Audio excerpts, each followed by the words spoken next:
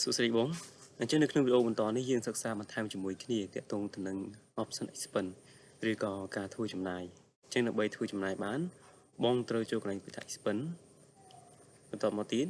option expense ត្រង់នេះគឺជា transaction ឬក៏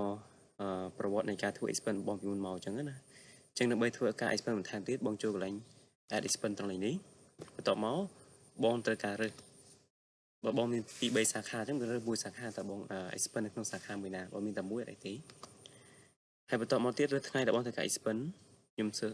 សូមយកថ្ងៃនេះបន្តមក expense ដល់អ្នកណាគេឬក៏ចំណាយដល់អ្នកណាខ្ញុំសូមរើស admin តមកទៀតបង expense ទៅឲ្យខាងណាអញ្ចឹងណា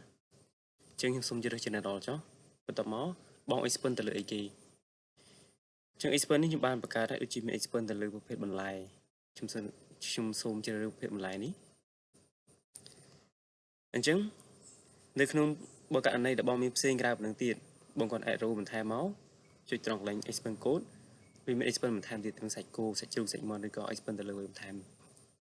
អូខេអញ្ចឹងខ្ញុំសូមធ្វើការ expense ទៅលើប្រភេទបន្លែឧទាហរណ៍ខ្ញុំទិញបន្លែចូល5 10គីឡូ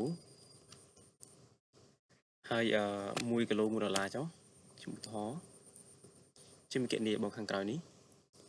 ជាគណនីបងចង់ថែមបងក៏ចុចត្រង់នេះធ្វើការ add បន្ថែមករណីដែលមានក្នុងនេះបងអាចធ្វើការ add បន្ថែមចុចត្រង់នេះមកត្រង់ category នេះវាឲ្យរើប្រភេទដែលបង expense នឹង expense នៅក្នុងប្រភេទអីដែរអញ្ចឹងណានៅក្នុងឧទាហរណ៍ផ្នែកផ្ទះបាយឬក៏កន្លែងផ្សេងទៀតដែលបងត្រូវការមានបងអាចធ្វើការ add បន្ថែមបាន